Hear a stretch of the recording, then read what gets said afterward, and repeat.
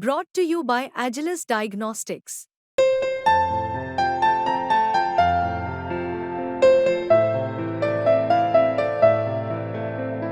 Agilus Diagnostics.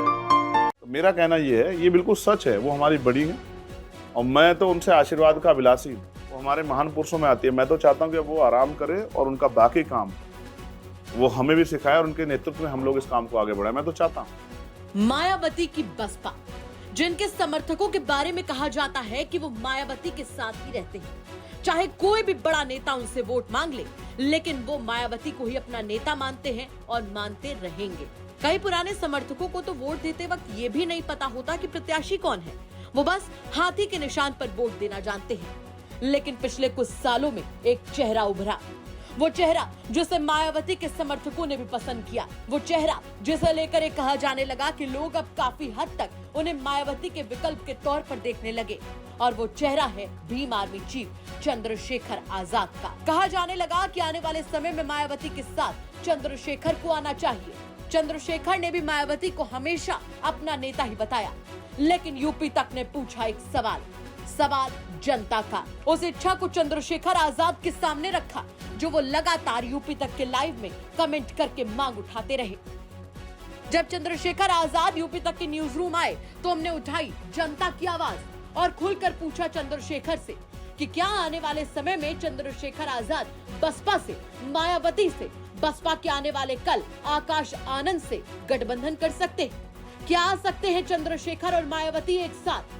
क्या मायावती के साथ मिलकर एक दमदार अलायंस बनाएंगे चंद्रशेखर आजाद? इस सवाल पर खुलकर रख दी चंद्रशेखर आजाद ने अपनी राय।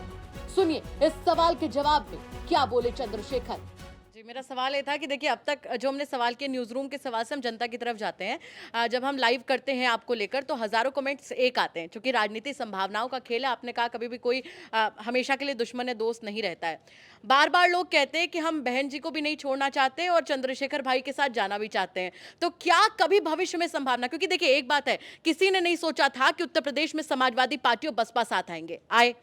आप देखिए जिस तरीके से अलायंस समाजवादी पार्टी और कांग्रेस का पहले टूटा, किसी ने नहीं सोचा था जिस तरीके से वारों का सिलसिला, पलटवारों का सिलसिला शुरू हुआ था कि लोग साथ आए। तो क्या अभी भविष्य में अगर संभावना बनती है, आकाश आनंद जिम्मेवारी संभालते हैं या फिर सामने से कुछ ऐसा आपको लगता है कि हाँ सिग्नल मिल रहा है? क्योंकि आप इस बात को मानते हैं कि मायावती दलितों की राजनीति को लंबे समय से करती आ रही है, उन्होंने अपनी जगह बनाई है, तो मौका मिले तो क्या हम इस अलायंस के बारे में भी आने वाले समय में देख सकते हैं कि चंद्रशेखर आजाद और बसपा का अलायंस होता हुआ नजर आ रहा है? मेरा कहना ये है, ये बिल्कुल सच है। वो हमारी बड़ी है और मैं तो उनसे आशीर्वाद का अभिलाषी हूँ। वो उनकी गिनती अब उनमें नहीं है कि वो चुनाव में जाए और उनके ऊपर कोई टिप्पणी करे। वो हमारी बड़ी नेता है, वो हमारे महान पुरुषों में आती है। मैं तो चाहता हूँ कि वो आराम करे और उनका बाकी काम वो हमें भी सिखाए और उनके नेतृत्व में हम लोग इस काम को आगे बढ़ाएं। मैं तो चाहता हूँ, लेकिन अब मेरी समझ में नहीं आता कि ये क्यों नहीं हो पा रहा है। और मैं तो यूपी तक वालों का धन्यवाद करूँगा अगर वो हमारी बातचीत करा दें। तो अब साफ है कि अगर मायावती चंद्रशेखर आजाद की तरफ एक कदम बढ़ाएंगी तो चंद्रशेखर बढ़ाएंगे 4 कदम।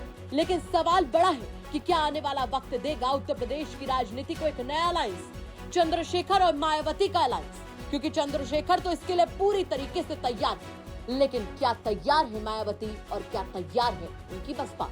आपको क्या लगता है, चंद्रशेखर आजाद और मायावती को आना चाहिए एक साथ? कमेंट करके जरूर बताएं। ब्यूरो रिपोर्ट, यूपी तक।